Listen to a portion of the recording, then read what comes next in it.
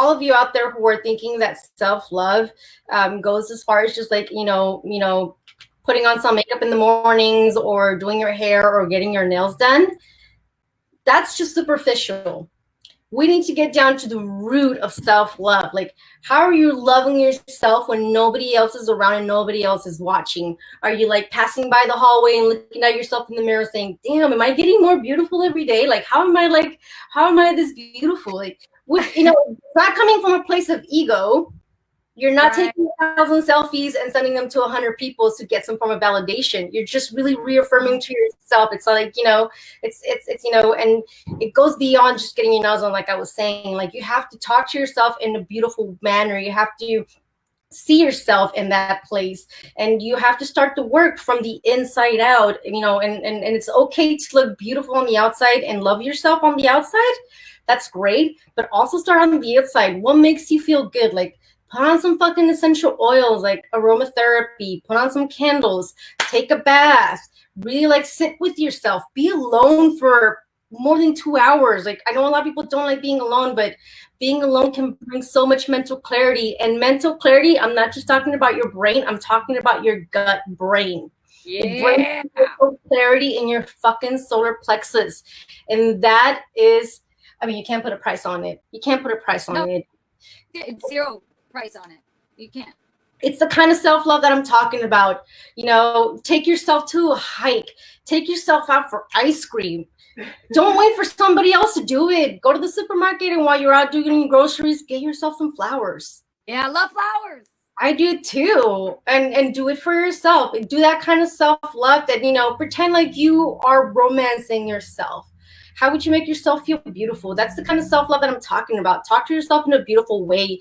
Positive affirmations when you look at yourself in the mirror, when you're doing your makeup. What's on your mind when you're doing your makeup? Are you thinking about work? Are you thinking about that shitty-ass boss? Are you thinking about the fact that you don't have any money to pay this or that? Are you thinking negatively, or are you thinking positively? That's going to express on how you look every single day and what you're projecting. It's all like,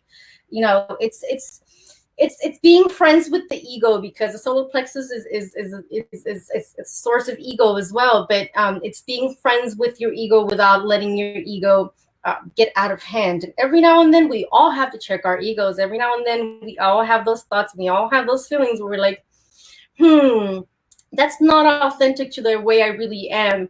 And you really need to go ahead and go, okay, well, that's you, ego, talking, but that's not really how I feel. So I'm going to go ahead and turn it into a positive, thought. Now that I caught you, I'm going to go ahead and turn it around. Very similar to like having, the devil and the angel on each side. Like, you always have a little devil like speaking, smack. And you'd be like, well, now what do you have to say, angel? And now you have to work on that. You have to work on making, making yourself feel positive and not, shaming yourself, because we do that. That's part of an imbalanced solar plexus. It's where we're shaming ourselves. When we don't have an ego, we are shaming ourselves. We're talking about like an overactive chakra, which is where like the ego is like up in the sky and like, I'm the best of the best. And then we're talking about an underactive ego where you're like, I'm not good enough. We're like, I'm afraid to ask for help, or I'm afraid to like, even like begin to like feel good about myself, or I'm afraid to say something positive about myself. I'm afraid to receive a compliment from someone. What do you do when someone gives you a compliment? Thank you.